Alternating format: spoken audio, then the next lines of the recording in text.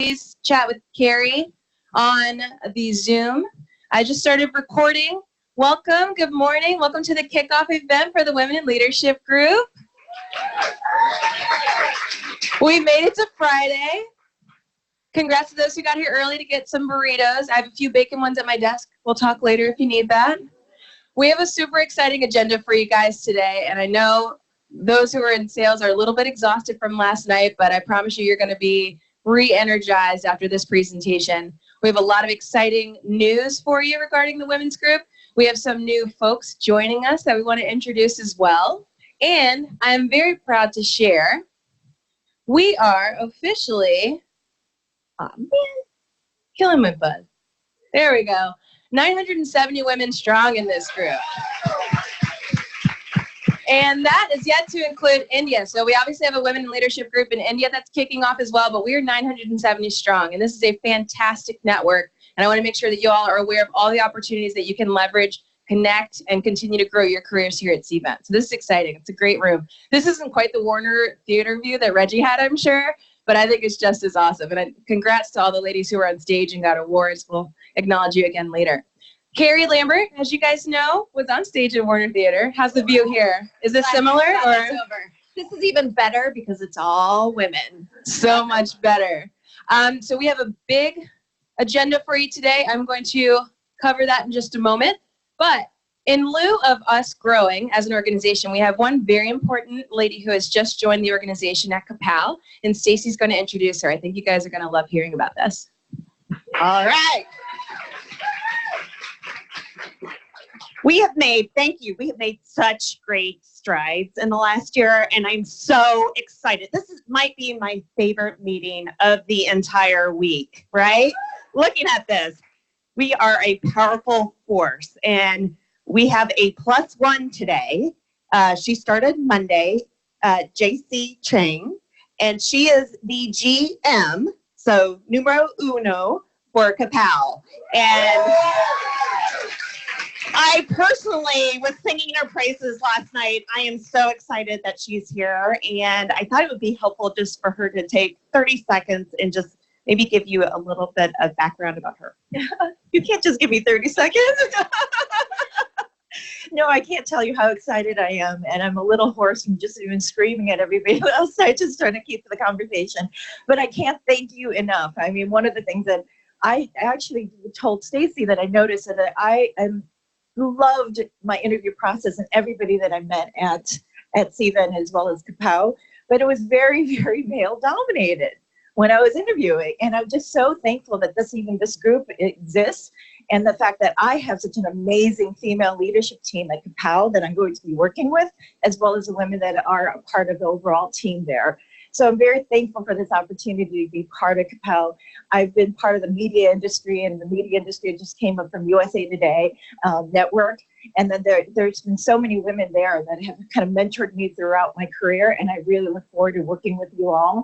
I can't tell you, first of all, that I just really want to make sure that you all hear this, that because there wasn't that many women that I got to interact with through the interview process, this whole week, the level of presentations, the women that were up front, I was so blown away. I'm like, if this is the caliber of people that I get to work with and intersect with, talk about iron sharpening iron. I'm looking forward to being really challenged and just motivated by all of you. So thank you so much for the warm welcome. Welcome. Great. So in the future, we'll have you come speak, and JC, tell us a little bit more about your story and your rise. So, all right, without further ado. All right. I forgot to introduce myself. I'm Jasmine Diaz for all the new people. For all those who aren't here, I'm your MC for the Women in Leadership events / pull content and speakers from those who help pull those in. We do want to get more presence on social media. Let all of those at Cvent know that we are actively working together and rising our own personal brand. So here are hashtags. Feel free to leverage them, take photos. Make sure you get that approved before you tag me on Insta. All right, let's try that. There we go. All right, here we go. Today's agenda. Quick highlight and overview of the key pillars and what we do here within the Women in Leadership group.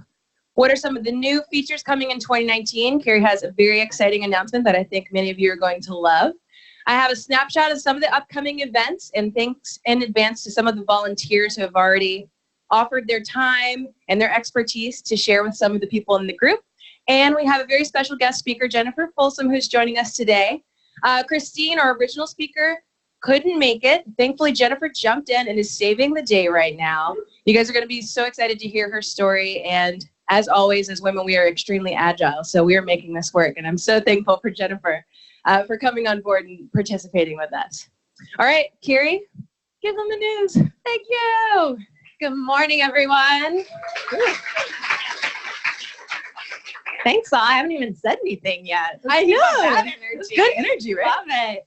My name is Carrie Lambert. My full-time job at Cvent is I'm a senior director in client services. My part-time on the job is helping to lead women in leadership. So thrilled to be here for our official 2019 kickoff. Now, I'm curious, unofficial poll, who went to Hunan last night? Wow. You poor souls. All right, round of applause for all of you for being here at 9:45. Yeah. And looking good, too. Looking awake. Nice energy. Great. Thank you for coming. There's trash cans on the side if you need them. This is why Jasmine is so good at this, because she knew that you all needed Anita's this morning for this. I've been there. Speaks from experience. So we have a lot of new people who join us for these events. We like to do a little bit of a review of where we are with women in leadership. And then for those of you who have joined us in the past, tell you about some of the new things that we're kicking off. So for the last few years, we've had a mentorship program. Because of size constraints, it takes a lot of time to do those pairings. Marcy Dietz heads it up for us. We have limited that to leadership. So it's been team lead and above. So the exciting announcement that Jasmine said is this year, in our next round of pairings, we're opening it up to all women, regardless of what level. Yay.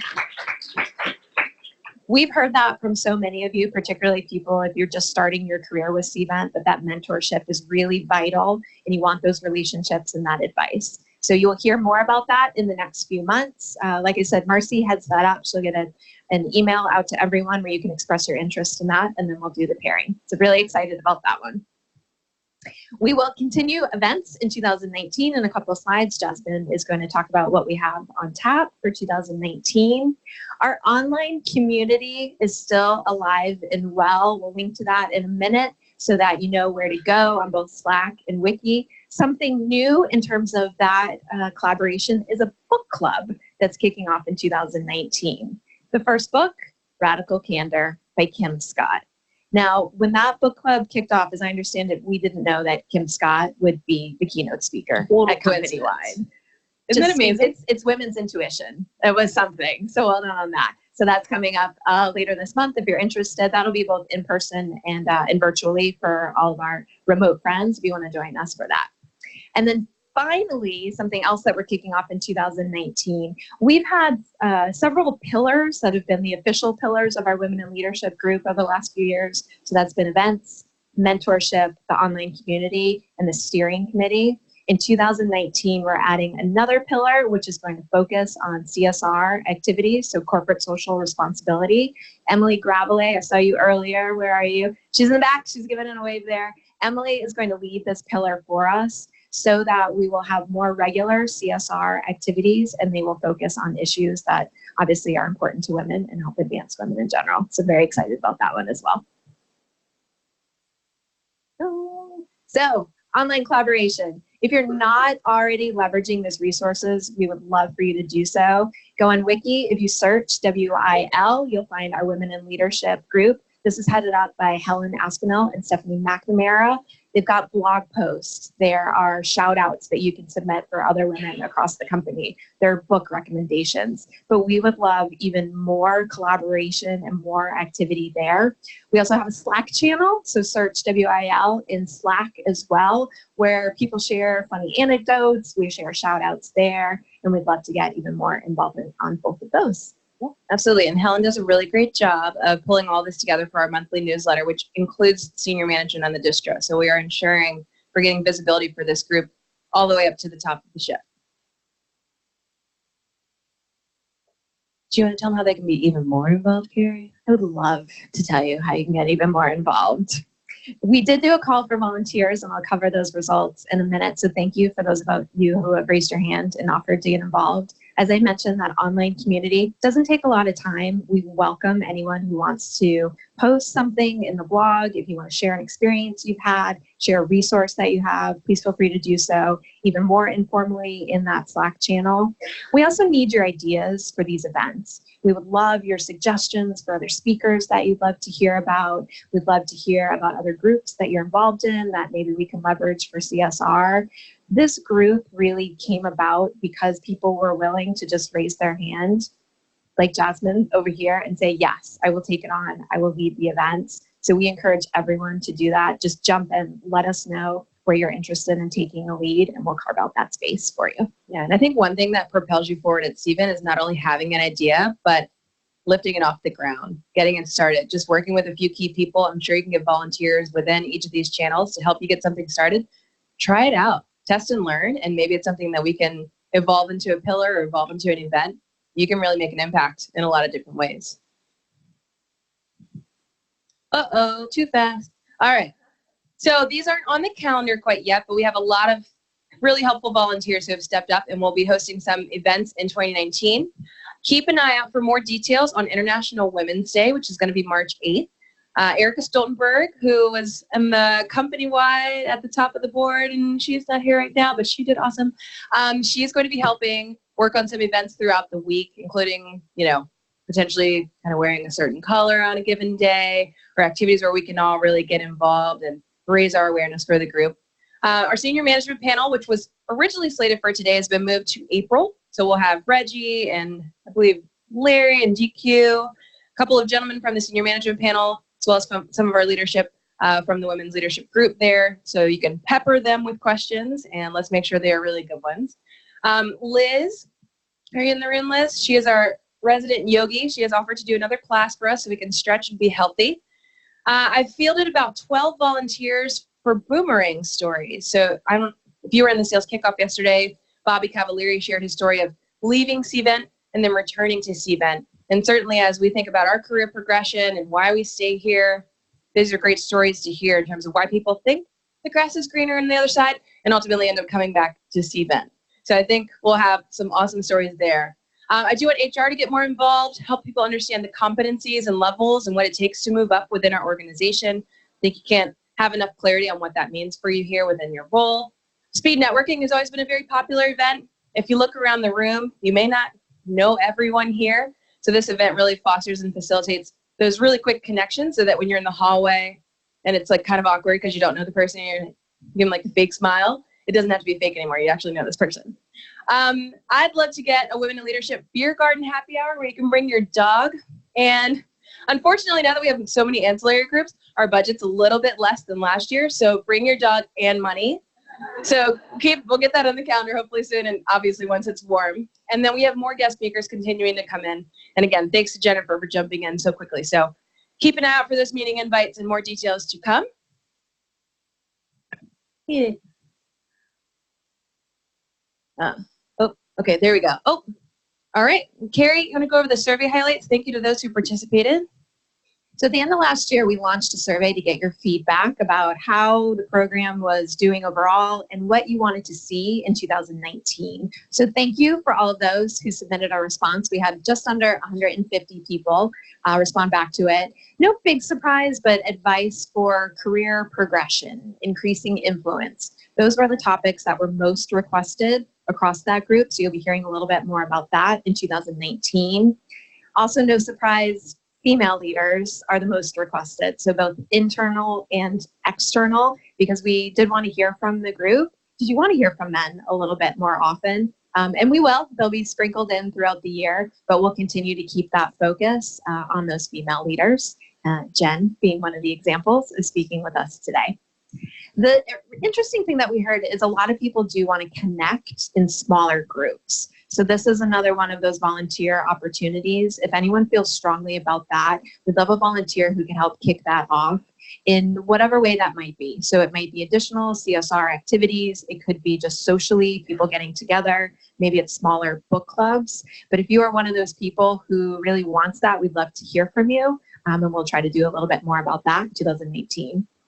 Similarly, we also heard from our women who work in either remote offices or from remote home offices, want a little bit more connection. So we'd love for someone to step up and help us in that area too. Again, Marcy is going to lead a lot of this with when we are holding an event here, for example, what can we do in the Portland office that's maybe at a more reasonable hour for them that's along the same topic?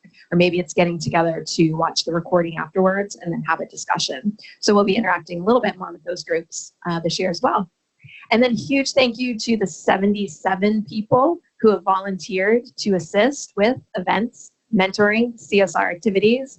If you did not have a chance to fill out that survey, please connect with either me or Jasmine. We're happy to get you involved at this point. I would love your help.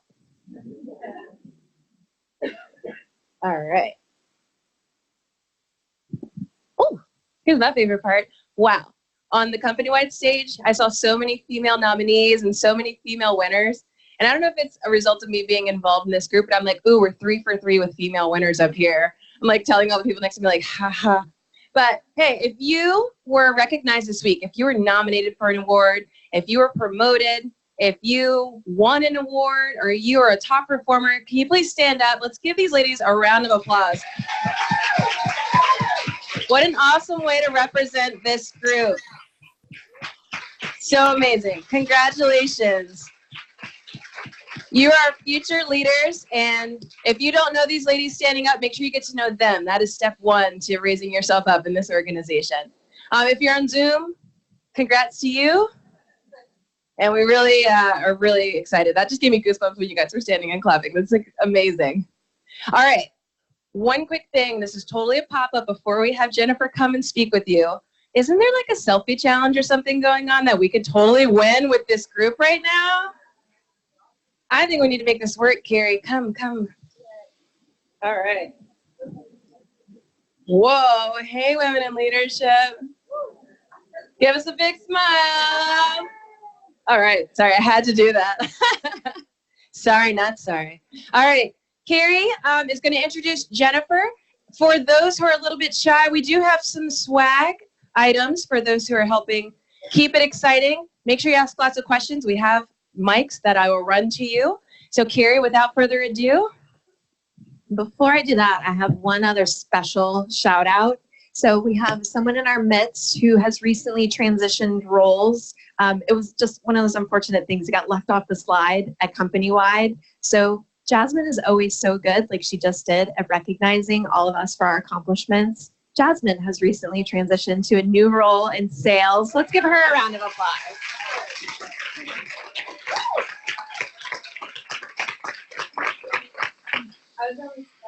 That I wasn't up there. No, I'm really excited. I was in sales when I started at Cvent. I've been in marketing for the last few years, which has been wonderful. And I just moved back, and I'm leading our team of hospitality cloud sales development. So young reps who are just hungry and staying hungry to win. And I'm so excited to see all of your names on the board next year.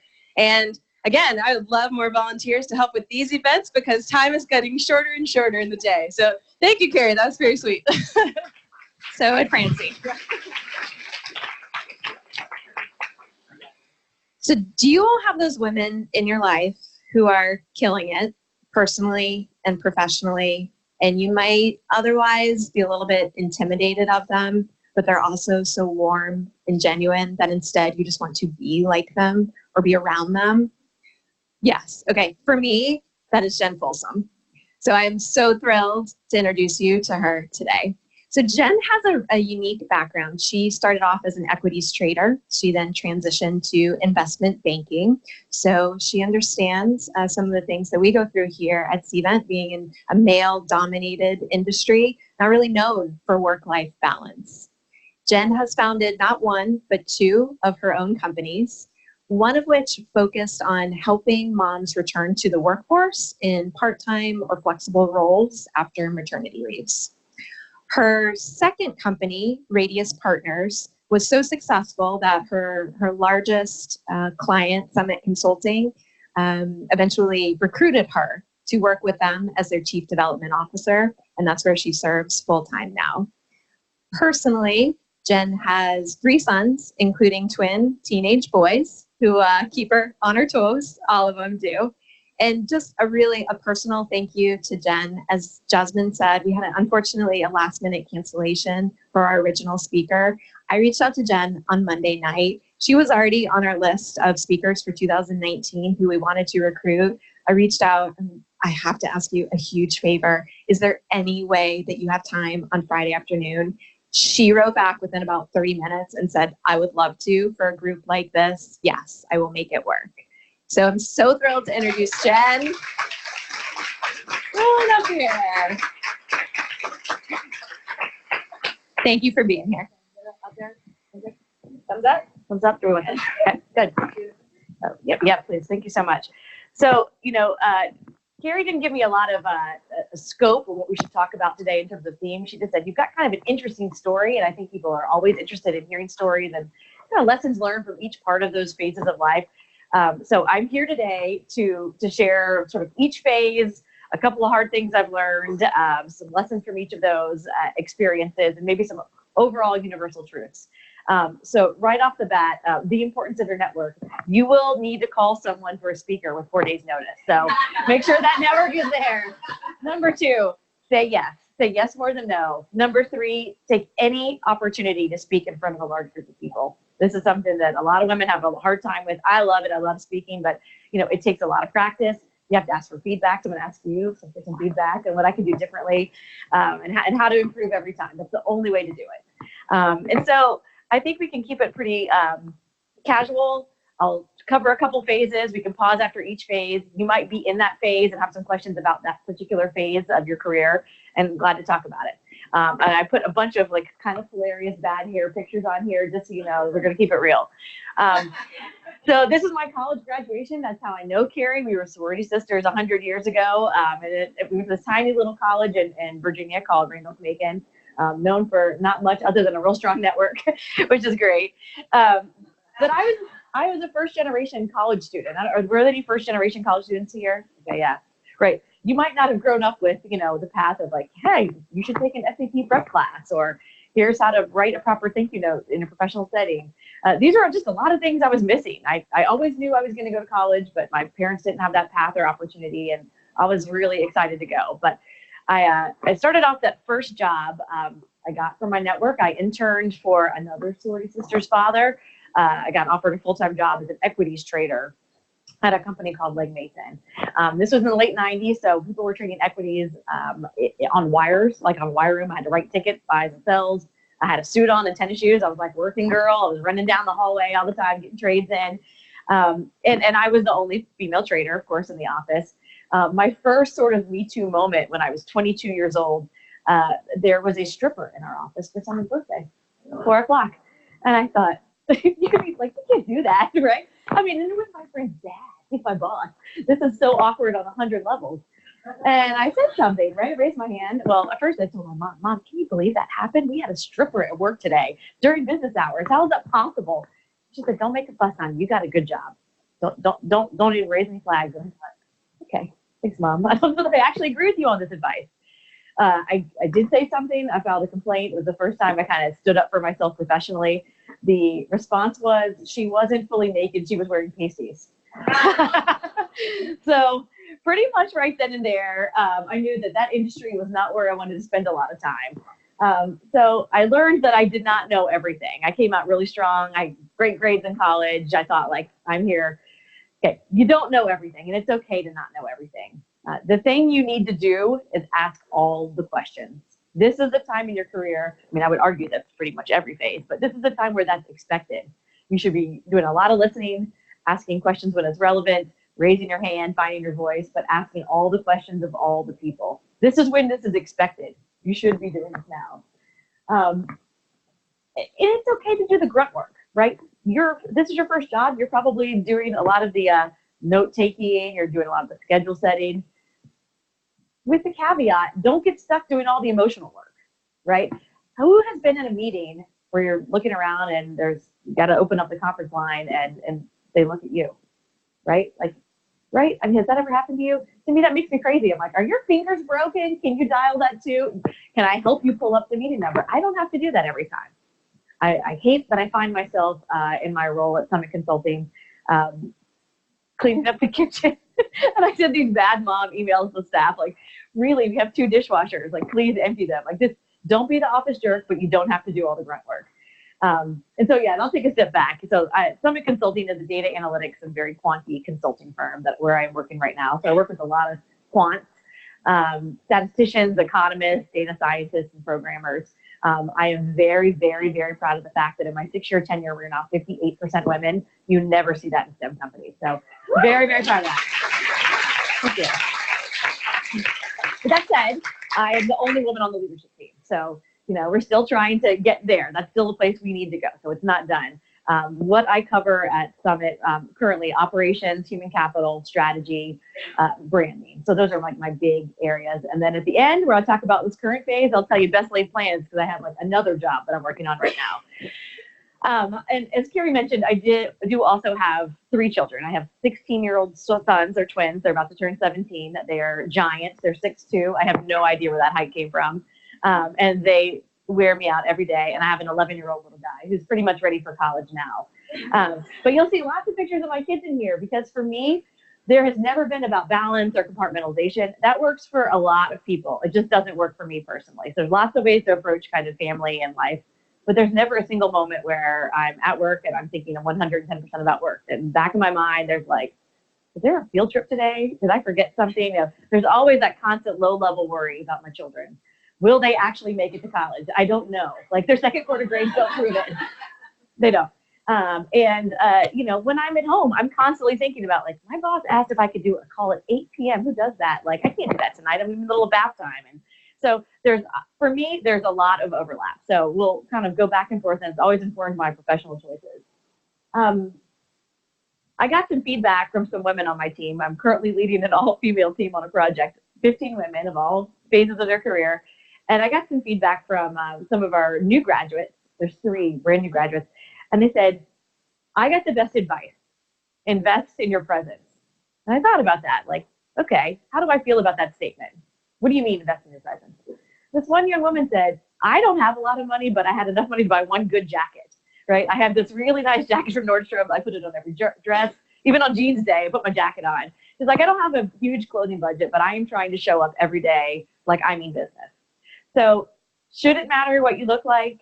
Should a great haircut really matter? Probably not, but don't give anyone a moment to judge you, that you're not competent, that you don't care about your job, that you don't care about how you show up professionally. So it's unfair, but just do it. Like this will pay dividends. The other piece of feedback we got was about sort of on the same line, proofreading and quality control on every single thing we do. Like spell check exists, Grammarly, read it for tone. I make my kids do this every time they send an email to a teacher. I'm like, put that in Grammarly and get a tone review. It will tell you quantitatively if that was a snarky email because you don't know how you sound on email and you're asking a teacher for an extension. You better be really nice. So this is my thing. If you don't want to give anyone a moment to prejudge you on your capability, on your competence, if you have typos, you've lost the room. That's just the bottom line. Find the best. And I mean, I'm looking around and I'm so impressed with what I see here. There are a lot of good role models here. So find the best and emulate. And you're probably going to see some behavior that you don't want to emulate. That's okay too. Like, not that it's necessarily bad, but there'll be some things that aren't authentic to you, things that don't resonate with you. You can also sort of see how people are behaving, how they're handling difficult clients, a challenging boss, a conflict on the team. Figure out how the best are handling it and emulate that 100%. And this is the tough one. This is the thing that I could struggle with every day. And I'm trying to remember to make this a habit. Part of my sort of professional hygiene is asking for feedback and getting good at taking it. And it's hard because I think, my boss told me, he's like, when you ask for feedback, I think you're looking for a compliment. And I'm like, that's not what I'm looking for here. I'm sure compliments are great, give them out when they're well-deserved, but I'm not going to get better unless I get feedback. So I'm going to ask you for it. I don't know if there's a forum. Carrie can tell me if there's a way to get feedback, but I have all my contact information here at the end. I really appreciate all the feedback that we give one another. It comes from a good place. I always assume good intentions. Give each other feedback. You know, get good at giving it, get good at receiving it, and get good at changing your behavior accordingly. That's a real big thing. Do we have any sort of first job, new professional questions, either here or on the line? Yeah, all right. Come on. All right. Here it comes. Oh, yeah, we gotta share it on the mic so that they can hear you on Zoom. Walking as fast as I can in heels. I don't wear these often. There's stuff in every pocket. Oh my goodness. Thank you. I didn't realize there was swag. Like, sorry, missed that. Okay. So thank you for coming, Jennifer. I really appreciate it. I wanted to ask you, why did you make the decision to go ahead and speak to your company about the behavior that you saw at that party that you felt wasn't correct? Like, where did you feel that courage came from, and what ultimately like made you do the cost benefit analysis there to say I should do this? Question. I mean, and that was so long ago. It was 1998. Like many of you weren't born then. It's okay. So somewhat a little bit of a different time, but you know, I think that my parents did give me a lot of confidence, and they told me, you know, really like they're going to back me up no matter what it was, as long as I spoke from the heart, I was authentic, and I was me. But I knew it wasn't right. Like this wasn't like a little bit wrong. This was my client calling me honey. This was a naked woman during business hours, you know, in the conference room. And I thought, like, I cannot believe this is actually happening.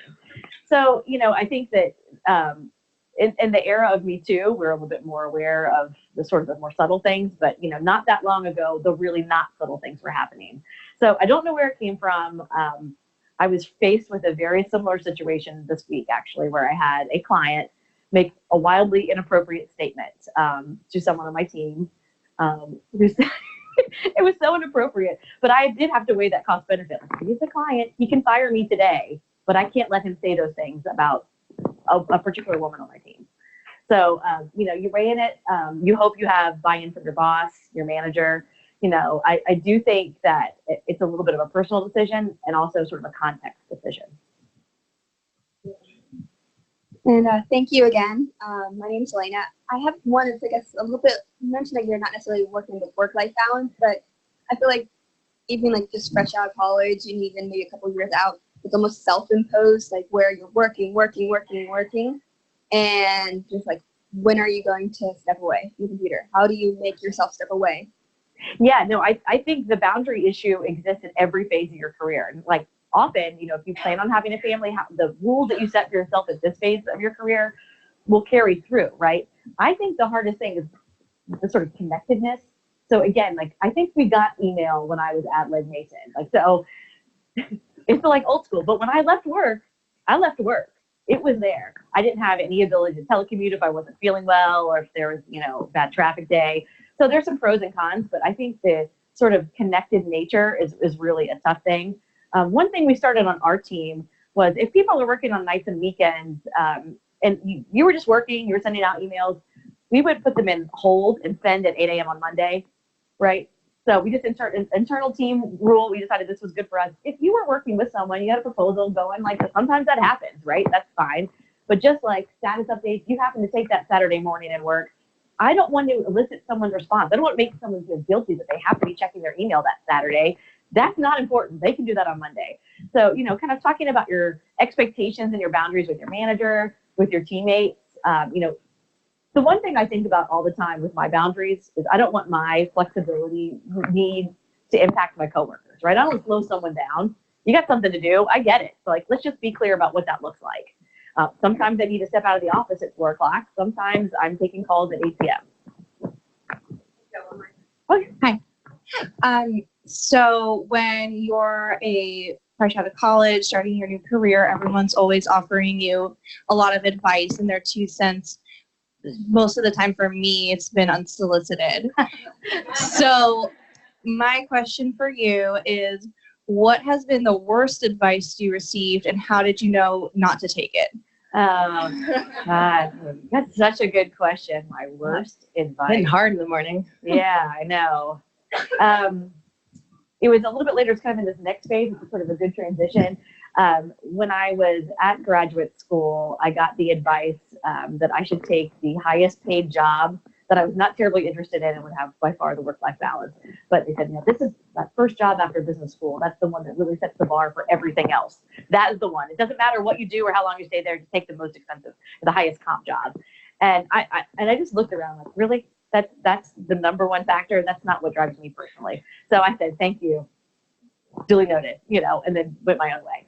So I think that people do give advice from a good place, but it doesn't always resonate with you, and that's okay. You just say thank you and move on. So a thing that happened to me at Legg Mason, back to that first bullet point of how I don't know everything. Does anyone remember when Martha Stewart went to jail? Okay, right. So her stockbroker also went to jail, and her stockbroker was doing this one thing that I did every day. It's common practice. It was just what everyone did. You booked all these trades, and after the close, and you put them in everyone's account. But the thing that made that part illegal is, I hope there's no lawyers on the phone. I'm sure the statute of limitations does not run this one, but you could, so if you were up on that trade for the day, you could put that in someone's account and needed a loss. If you were low, you could really manipulate how that account booking went, right? It's kind of in the weeds, but we were kind of starting to get some compliance. You shouldn't do that. We needed a different way to run these big trades on a small team. And I had this great idea. I'm like, what we should do is start a private equity fund. We should trade in the PE shares every day. We should sell shares to our clients. My boss is like, great. That is the most amazing idea I've ever heard. I'm like, great. When do we get started? He's like, you? I'm like, no, you can't run a 200 million private equity fund. You're 24. And I was devastated, right? I had this brilliant idea, and I wasn't going to get to do it. So what I pretty much learned was, if I was going to take the next step, I was going to need to go to business school and get an MBA and actually understand how private equity firms worked and funds worked. And so it ended up being a good thing, and also helped me figure out to know when it's time to leave, right? That's the hardest part about your first job. And I hope that, with a big firm with so many internal opportunities, your next job could potentially be right here, and it should. And I love hearing about those boomerang stories, right? Sometimes you do need to leave and have another experience and come back. But don't get stuck in that first job, no matter what it is. I've got a couple of amazing analysts. It's their first job, but they've been with me for about 5 or 6 years. And I want to hold on to them like grim death. I can't promote all of them. So I'm not exit coaching anybody, but I do say, you should have lots and lots of different experiences. You're going to work a long time. You should see what it's like to work in a different corporate culture with different bosses. These are all... Sorry, online, I think your hair is getting on the microphone. They're having a little trouble hearing you. Do you want to switch to a hand mic? Are you comfortable with this?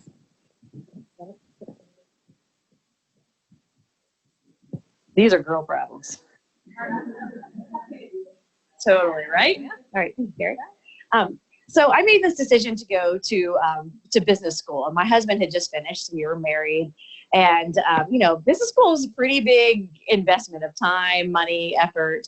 And I went a little bit on the young side. So I was 24 when I applied and 25 when I enrolled. So typically a top 25 program, they're going to be about 28 for an entering student. That's tough for women, right? A lot of women at 28 are thinking about, I might get married. I'm thinking about having a family.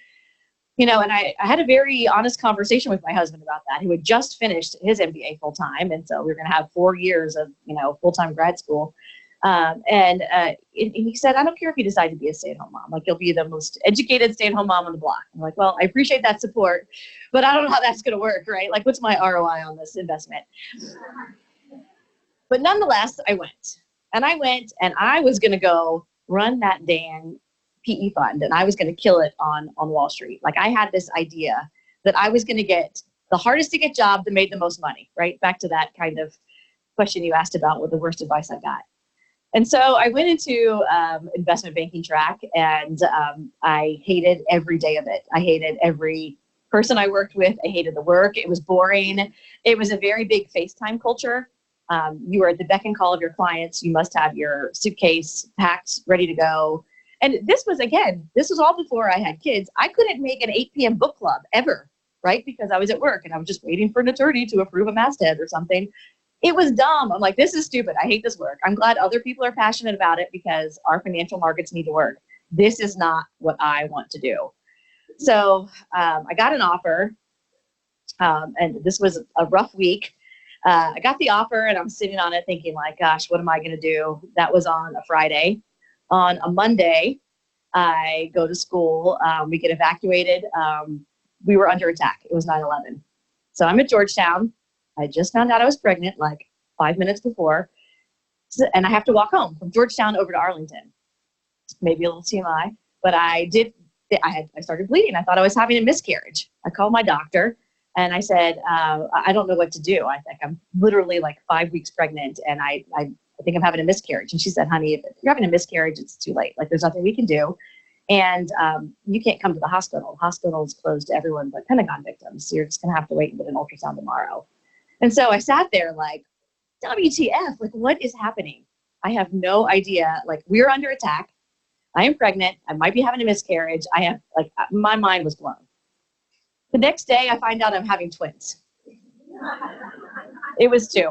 So again, the world was a completely crazy place. So that was Tuesday. Wednesday, FBR calls and says all offers are pulled. Like Wall Street shut down for 2 whole years. So I thought, okay, back to this. The pivots are possible. They're out of necessity. I thought, well, great. We just spent about $100,000 on MBAs for the 2 of us. We're going to have 2 babies and finance is dead. So like what next? Next. All right. Thank you. Next. Going back to this network, which you'll see, these are my guys. So in business school, does anyone go to business school or went to business school, right? So you do everything with your group, right? Like your group is your people. This is my group. Do you notice something here? Like, there are no women. My class at Georgetown was only 18% women. That's crazy, crazy, crazy.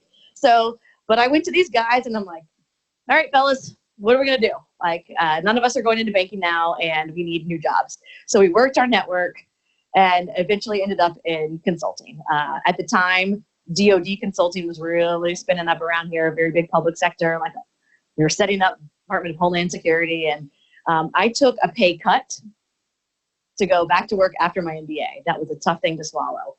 But I also had 2 newborns. So I had these babies on April 1st, 2002. I graduated on May 18th. So I walked across the stage with 2 newborns on apnea monitors. My big advice that I would not put on the slide is like, don't have twins in business school. You know, the weird thing about motherhood, you can't time it. Like you think, let me just time it. And I'm going to I'll pull the goalie and next month I'll get pregnant. Like, no, you cannot control your fertility. You can't do it. It doesn't work. So best laid plans, they're going to come when they're going to come. So the one thing I would say about graduate school is it is so much money and it's so much time. So if there's anyone in the room that's thinking about graduate school of any sort, really take it seriously. Make sure that return on investment is there. Again, this for me, I took a pay cut after I graduated from Georgetown. Eventually bounced back up, but that was a tough pill to swallow. It is about the network, right? It matters more than the grades. Because I think in law school, that's the one place where grades really matter at the graduate level, or if you're going to continue on to PhD. Business school, it's like you just need a pass. It's like medical school, right? The last person at med school class is still doctor. It does not matter what the grades are, right? So think about what's going to be important. Like I really shouldn't have stressed so much about like that B+ I got instead of an A-. The thing I should have been doing is going to more of the women in leadership events and making better connections with alumni. So any questions about the graduate school phase? Yeah, in the back, Red. Coming. Jasmine's getting her steps in today. I sure am. Hopefully I'll hit 12.5. We'll see. And tell everyone your name. We have some new faces in the crowd. Hi, my name is Pooja Loya. I work for the technology department at Cvent.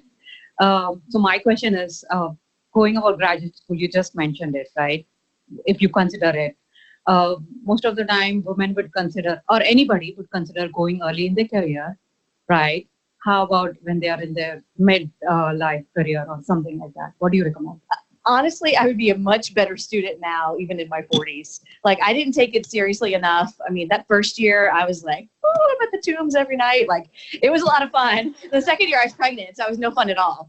But I would actually have a much better perspective going in. It would be a better return on my investment now. I think the harder thing for women is to figure out how that fits, that cost, that time out of the workforce, into your place in life. How does that fit with your personal goals? So I think that it completely is doable. You just kind of have to figure out your plan. And so afterwards, I go into consulting. I've got these baby twins. I have no idea what I'm doing. I'm literally like the only person in my college friends that has kids, and I was kind of a disaster. What I did learn is I did not have time for a number of things. I really had to get super duper focused on my time. I did not have time for any drama. And that first year, I got sucked into a lot of drama. I was just on a high drama team, a high drama boss, and it was silly. It was silly. Like, I should have just said, cool, and walked away. Like, just don't. Like, it's not worth your time. It just isn't. The other thing is, there's a Seinfeld episode where Elaine's at the office and she's having cake, and she's like, God, this office, it's everyone's special day every day. Okay, if you got a big team, you got clients, coworkers, if someone's getting engaged and married and going away, like, there are 4 going away happy hours this month in my firm. They're all analysts moving on to go to grad school and such. And I thought, I would really like to go. I can't go to all of these things. Like, I'm paying time and a half to my nanny, which is $26 an hour for me to go to someone's happy hour. So, okay. So just be real specific. There are some happy hours you need to go to. If it's like your boss, your work bestie, a client, as you get a little more senior, if it's your admin, like, those are the people that you must go to the happy hour for. But you're just not going to find another way to honor that person. There's other ways you can do it besides the happy hour. Time is just too critical. So I had one of my best friends, my next door neighbor. He is a 37-year-old man who has kids. And he said, I don't understand this term, Pinterest worthiness. And I said, you wouldn't. Because your wife does all the birthday parties. This is the hardest thing with social media, right? Like, I'm on the metro looking at Pinterest going, you went to an Indiana Jones birthday party. Like, how cool can I make this? Then I'm looking on Instagram. I'm like, oh my God, did you see this party? And so not only do we have to come up with these brilliant ways to make back to school treats for our teachers, and every Arbor Day, why are they celebrating Arbor Day in elementary school? I can't even. No, I can't even. So I gave up. I am not Pinterest worthy. I'm all Amazon Prime all the time. And I that is me. Give it up. Errands. So this is, people will tell you as your time becomes a little bit more segmented and more precious, outsource what you can. This is so brilliant now. I mean, it was just kind of starting when my littles were little. Now, I Instacart Aldi and Costco twice a week. We spend more on food with 3 teenage boys in my house than my mortgage. So it is legit. They eat everything. They're like horses and dinosaurs combined. I don't know what, but I don't have time for this. But I've also had to say no, right? So my son comes to me 2 nights ago. He's like, Mom, hey, Mom. Hey, honey, what's up? I want to get a Valentine's Day card for a girl. It's 10 o'clock. You want to, I don't have time. Like, you must tell me a day in advance if you need help. I'll help you make one right now. There's some construction paper. She'll like that better. But we are not going to CVS now. I'm going to bed. I get up at 4:45. We are not going to CVS at 10 p.m. So there are many errands that everyone in your life needs to know about that you cannot do. So hold the line on those, although I feel a little guilty about that. Also, a really big soul-crushing thing happened to me. I was at this job. I got assigned a really plum assignment. It was standing up Department of Homeland Security at PACOM, the Pacific Command in Honolulu. Really cool, except my babies were 2. And so for 3 weeks, I took 2 red eyes out on a Monday, back on a Thursday. And on that 3rd week, they were sick, they had asthma, they were on the nebulizers, like all the moms there were like, oh God, been there, that sucks. And I'm like, I just can't do this, right? And so I went to my boss and I said, can we just look at what other resource assignments are available? Like, I said I could do up to 50% travel, and that's, a stretch. But this twice, a week red eye is not going to work. And so, I got reassigned. He worked with me, and I'm thinking everything's good. I'm on staff over at the Pentagon now. Cool.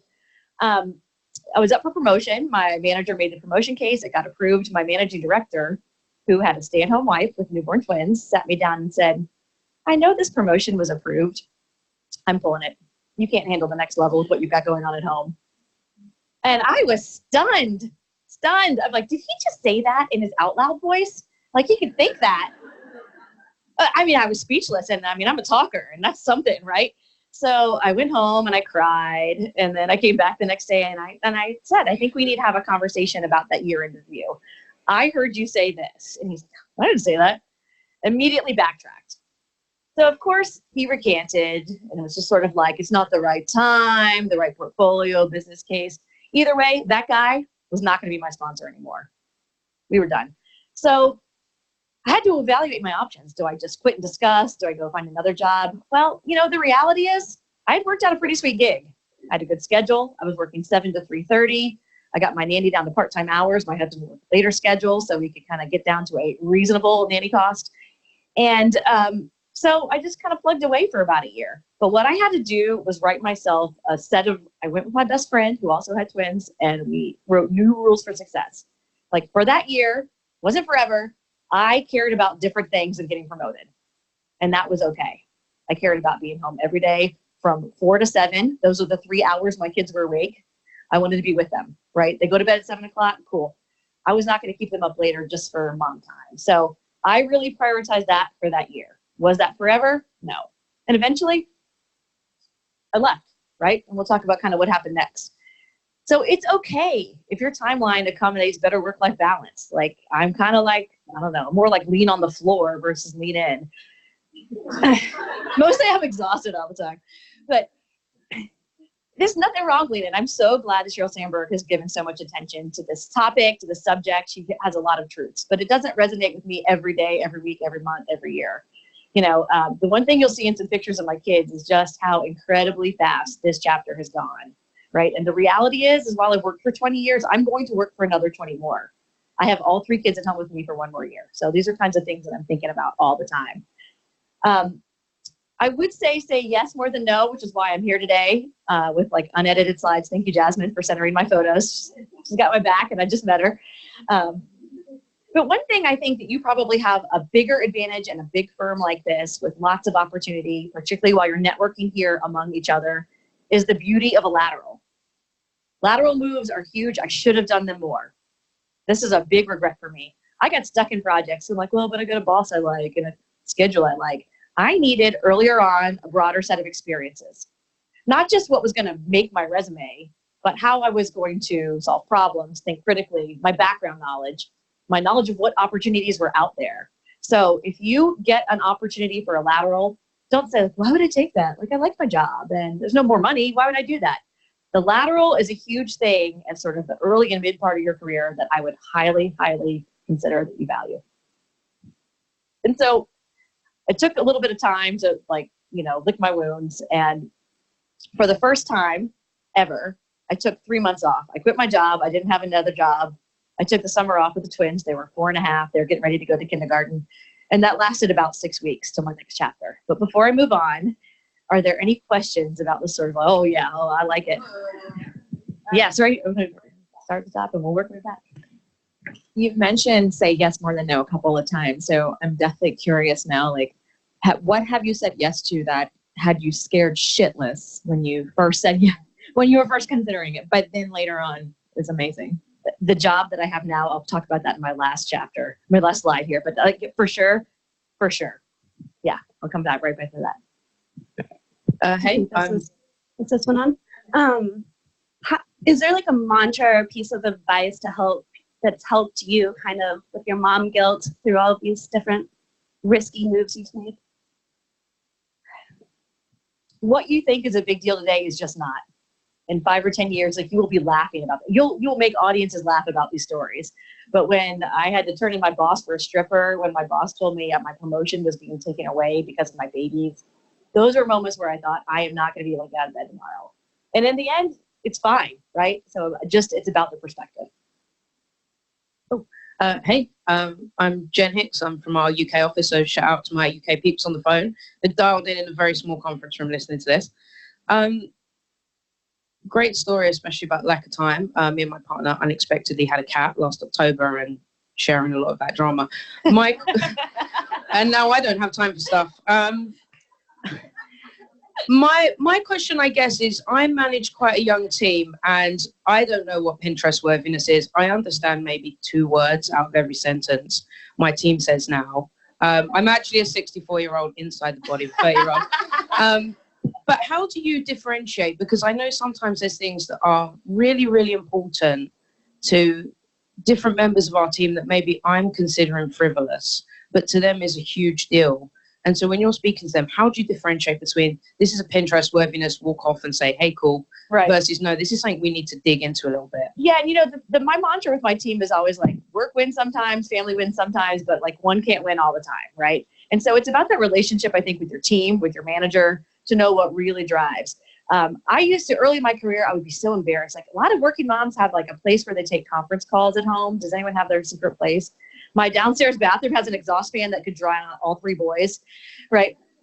But now I'm like, if you call me at 8 o'clock, you're going to hear some wrestling. Like that's just what happens, right? It's okay to call me. If I can pick up, I will, but I'm not going to go hide, right? So I think just being a little bit more straightforward with like, you know, sure, I can blow this basketball game off for my kids, but I really got to be there on Saturday for this whatever event. So I think just being really honest about it. And there is some give and take, right? I ask for flexibility. I want to be out of the office a little bit more. Sometimes that means I have to work on the weekends. We have one in the middle. Yes. Hi, my name is Rena, and I'm on the client service team at Social Tables. And I just had a quick question about the whole say yes more than no. How do you know when to say no? Like if you say yes all the time, but like you put into situations where you know you should just back away and just kind of say gut. It's your gut. You know it. You know this feeling. And if you don't, like, you got to get real comfortable with yourself. But if you hear that and you're like, ugh. For me, honestly, I have a couple of friends that have been friends for a long time, but they were just drains on me. And I have so little free time. I cannot be with any energy sappers, right? And there's a lot of stuff that happens that weeknights. Whew, that's a rough time for a lot of people. I'm running my kids from here to next week. I'm doing chemistry homework. I'm trying to answer client calls at the same time. For me to give up a Thursday evening to go do something social or a networking event, it really has to be worth it. So if I'm really like, oh, do I really want to drive to Tyson's at 6 o'clock in traffic? Then don't go, right? But find enough opportunities to say yes. Yeah, and that little voice in your head's like, Elle, listen to it. I think we have one over here. Hello. Hi, I'm Julie Haddix. I work in marketing here at Cvent. I actually work remotely. I have a little 14-month-old at home, so this is resonating quite well. My question for you around the timelines and your personal timeline. What if that timeline that works for you is not part of the culture of the organization that you work for? Yeah, I mean, and that is for sure tough, right? The one thing that I didn't really put on a slide here, but the one thing that I have developed over my time as being a working mom is when I was early on in my career, it's like, I got to go. They have a pediatrician's appointment or I have a parent-teacher conference. Now, if I can't make a meeting, I just say, I have a conflict. You know, it's not about me at all being, you know, a mom or my family responsibilities. I just say, I'm not available. Can we do that at 4 o'clock instead? And no apologies. Just people have conflicts. I mean, your male counterpart probably has an eye doctor appointment that same time. No one's giving him sideways look. So, you know, I would make sure that you're not overselling that piece of your life. Don't apologize. And, you know, if it's not in line with the culture of that particular project, that manager or team, you know, this may be a good time for a lateral. There's a woman on my team who was a senior director, is now in a manager role. She purposely took 4 steps back, but she's expecting her 3rd kid. And she's like, look, I'm about to go man-to-man to zone. I cannot be running a $300 million portfolio. Cool, fine for me, right? Like she's okay with it. She understands it. She will ramp back up when it makes sense for her. All right, we have one more question in the back, and we have about 15 minutes left, so we are keeping this event on time. So you hit it, and then we're going to let you finish, and then we'll do more questions if we have time. Yep, great. But one more in the back. Kind of bouncing off her question. I'm a new mom. I have a 3-month-old at home. How did you manage feeling like a crappy mom and a crappy employee since you're not giving 100% to either? I mean, every day. Like, I don't ever feel good. This is why it's kind of a funny thing, right? So I talk about this topic all the time. I don't have all the answers. I feel like crap all the time. So it's okay. Like you're in the club now. Welcome. Here you are. You are better than you think. You provide more value than you know. And I don't even know you, but I know you do, right? You are an amazing mom because you're doing it every day, like showing up, loving, not sweating the small stuff, whether you're at work or at home. That's enough. That's enough. And so I knew there had to be a better way. With, again, back to this network, another friend from college, we co-founded a company called Momentum Resources that was focused on part-time or flexible staffing. Now, the economy was in the tank, so this was a good counter-cyclical play right now. This was a cheaper way to hire better people. Now, I hate that now. I hate the way it sounds. I hate the way it feels. We should not accept less dollars for less hours in the office, but that was the reality in 2007 when we launched this company. It worked really well. We grew to Inc. 5000 fastest growing companies list, best places to work. We were killing it. And it was great. My lessons, Carrie told me about sort of your CEO's direction to work more like an entrepreneur, treat Cvent like it's your own company. I love that, right? So what does that mean? For me, it means a bias towards action, like make decisions. You can apologize later, be thoughtful about them, test small, test and evaluate, pilot, all those things, but a bias towards action. When you're running your own company or your own P&L, and I highly encourage anyone here in this room to get in some P&L ownership responsibility chain. That is where the real power is. You don't have time to really evaluate a lot of decisions. So get good at what you do, make decisions. My other kind of advice is every single person must be focused on sales. I know that's kind of crazy. The salespeople probably won't happy to have said that, but you know, it doesn't matter what you do. The most successful companies, everyone is focused on revenue production at some point in their career. And that sounds kind of icky. When you're running your own company, that's literally how you're paying your mortgage. So you better, like, any, you know, reluctance you had about picking up the phone, making a cold call, reaching out to someone, making something happen, it goes away because, like, you've got bills to pay. There's a great book that I love by Daniel Pink. He's my favorite business writer. It's called To Sell is Human.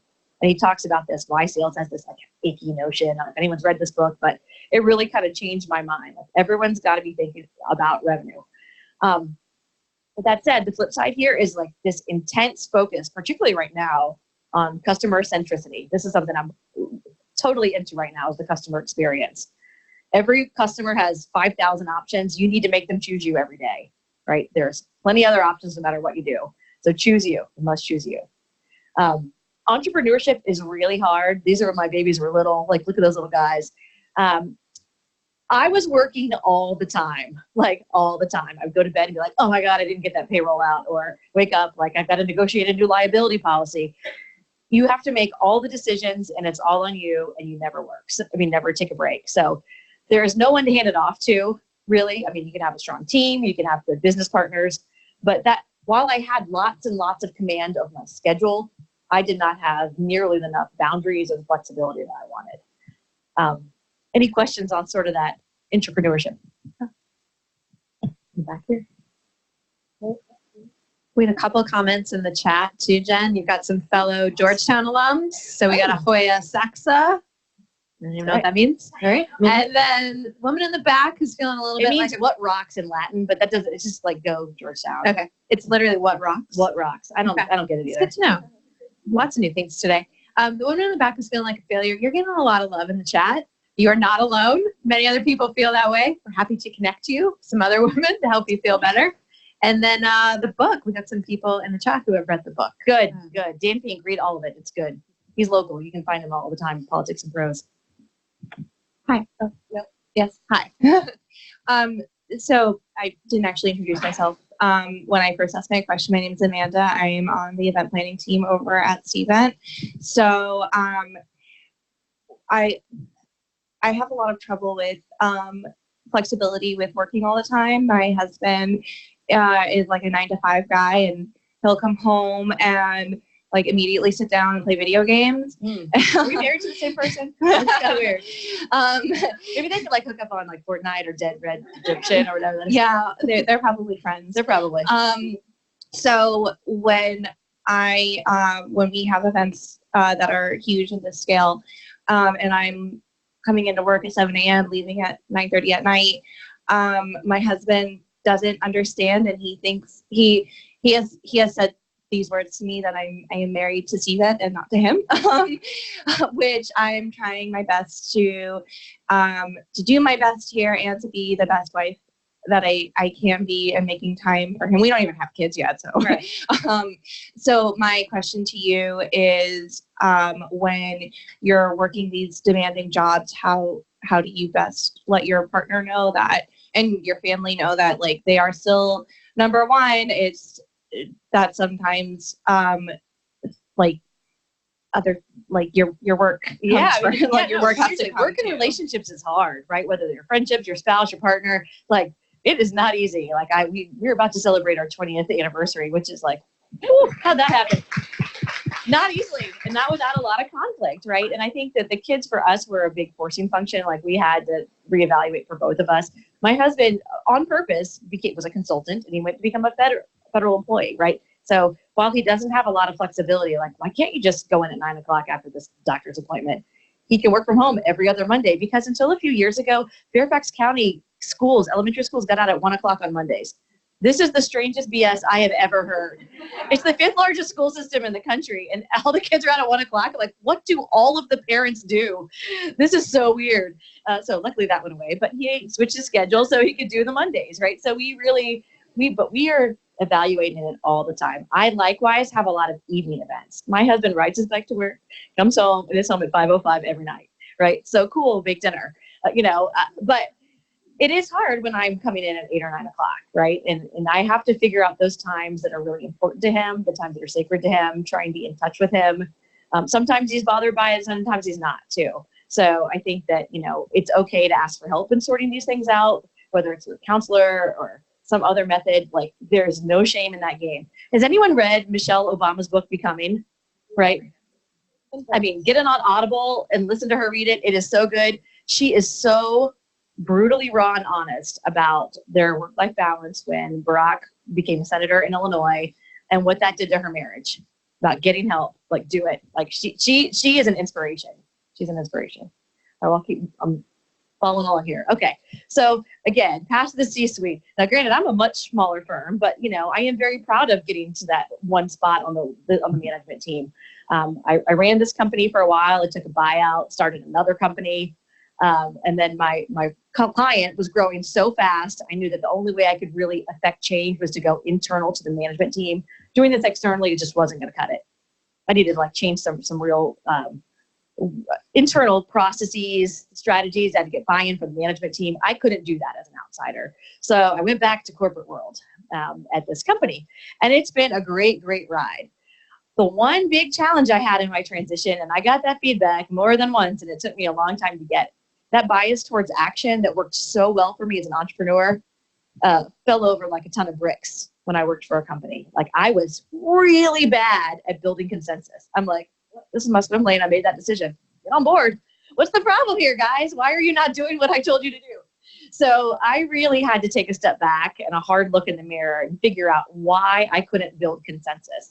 So I'm a classic consultant. So I went to some change management training, got those skills sharpened again. I'm a big fan of the ProSci methodology. If anyone has ever used that before, look them up. They have a lot of free content, PROSCI. They have this model called ADCAR, awareness, desire, knowledge, something, reinforcement. Anyway, I've been using it on the teenagers lately to get them up on time, and it's working. So you can use this methodology in your personal life too. Know your value and negotiate well. So when I first started at Summit, I would say 80% of the women didn't negotiate their offers. It made me crazy. I'm like, are you sure you don't want to go back and think about that? And I'm the one making the offer. I should have been excited, but no, this was ridiculous. Now I think we're at parity. I think everyone's negotiating. That's good. You can negotiate on lots of things other than your dollars. You can negotiate on your schedule. You can negotiate on your vacation time. You can negotiate on basically every topic. Know what your value is. Know your boundaries. Make the one ask, and it either is good or it's not. Don't let a negotiation go on for 3-4 weeks. That will leave some bad taste in the mouth. So get good at negotiation. If you want a good book resource on this, I really like Mika Brzezinski's book, Know Your Value. She's really good. Hear her speak. She speaks all the time. She's the institute on this. So if you're looking for some help on how you kind of find your voice, this is a good place to be. This may be a little bit of a controversial statement in this room, but your network should include men. Now, it's easier, right? For me, I am at home here. You're all my best friends already. But the reality is 7% of men in the C-suite, if your only network is women, you're going to be missing out with the people in power. And that's just where we are right now. It won't be that way forever. But it is good that your network includes some really good diverse perspectives, right? So you need to find someone who's a sponsor and a mentor who comes from a different place. It's not just that sort of mom 10 years ahead of you, which is where I always gravitate to them. Like, how do I do this every day? But having that diverse perspective on your network is important. It is really, really hard to find time to network when you're at this phase in life. But I will also say, we're running out of time. You asked a question about sort of like, what were you scared about? This kind of, I had a pretty big job, chief of corporate development of this company. We're trying to grow. I'm running all the swim lanes. Company was having a rocky year. We had an opportunity to bid on a White House project, really high profile. Jared Kushner funded it, to do IT modernization for all things agriculture. I wrote a long shot proposal. I canceled my only kid-free week vacation summer when my kids were all gone. I canceled that and worked on the proposal. It was a long shot, and we won. We beat Deloitte, Booz, SAIC, your neighbors. We beat them all. But it saved about 18 people's jobs. So if we won this work, these people are going to stay working, right? Now, the downside is I have to leave these work. I was scared to death, right? Like, this is work that I'm not led. I haven't been leading these kinds of consulting engagements for years. White House is in your business every day. So, anyway, best laid plans. I did not want to do that job.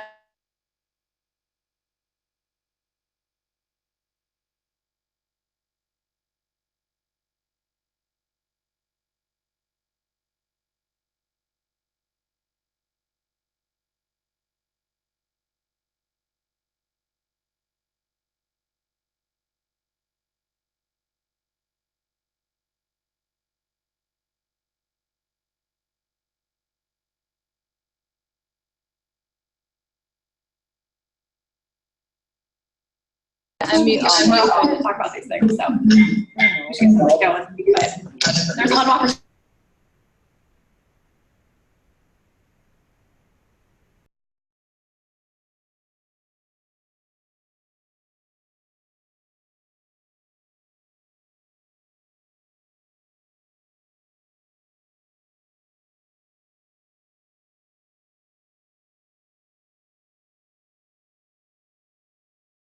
Can you hear me now?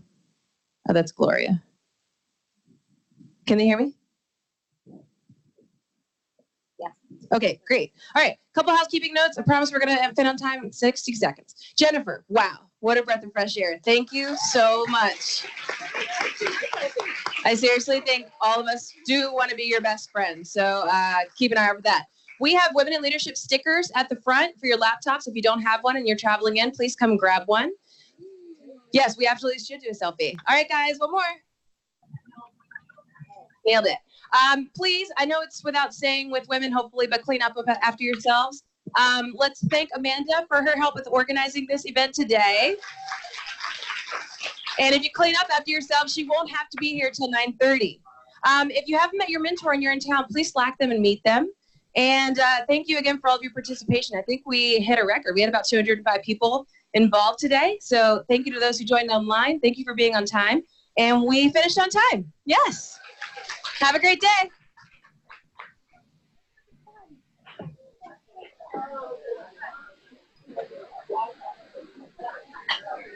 That's great.